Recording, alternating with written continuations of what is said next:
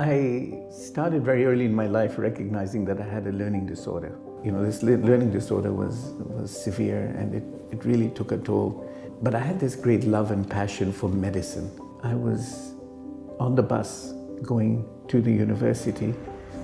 I opened up my genetics book, and as it rattled and it shook and all these sounds and vibrations were coming and affecting me and impressing on me, I all of a sudden was able to capture information that I had struggled with for days to try and understand.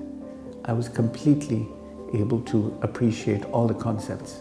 Every time I wanted to learn something, I would hop onto the bus. I found that my mind was sharper and I was able to capture this information.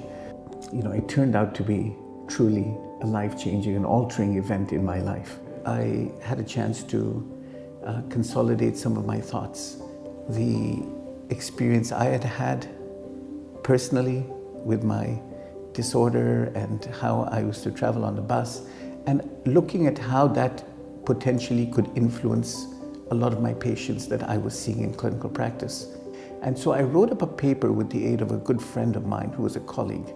In that paper, we actually took the time to explain the mechanism of how we think influencing a certain part of the body. The region I chose was the junction between the head and the neck. I truly believed that this was the most dynamic area in our entire body, and it had a true impression upon the entire workings of our systems. That really was my journey that would influence the following 10 years of clinical practice. Through the efforts of our team, we were able to deploy our first device in Vancouver. We were able to take that device and place it in Taiwan as our first remote clinic. We delivered the first center in Germany, into the Middle East, and all the way down into the Southern Hemisphere in Mauritius. The team as a whole had really achieved results that were never seen before in medicine. It's non-invasive.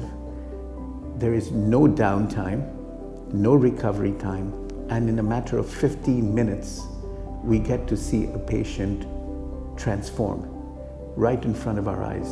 I started to put together a team of engineers, some very, very renowned scientists, and people who were in the computer field, looking at algorithms, looking at some very complex things that could potentially give me a solution that was unified in treating patients using the most simplest form of technology known to us, which is sound. I think this in and of itself is a very big breakthrough for us in medicine. Patients coming in with bags full of medication and leaving having reduced the number of medications by 90%, 70%, that in and of itself is so remarkable for the patient to experience. What is unique about it is that the waves actually penetrate right into the tissue, the deepest part of us, and it influences almost at the genetic level, penetrates very deep, and it actually treats the root cause of why we suffer from pain and the degeneration of our body. The team then went on and we developed the first mechanism for not only treating patients, but being able to observe their data and see how the outcomes were relative to that patient. What is exciting is what tomorrow is going to look like. Our ability to be able to serve the masses around the world with training for doctors and clinicians, for the ability to be able to rapidly deploy our systems into existing facilities that can adopt the technology with support of our technology background, I think is likely to make one of the biggest differences for people who are suffering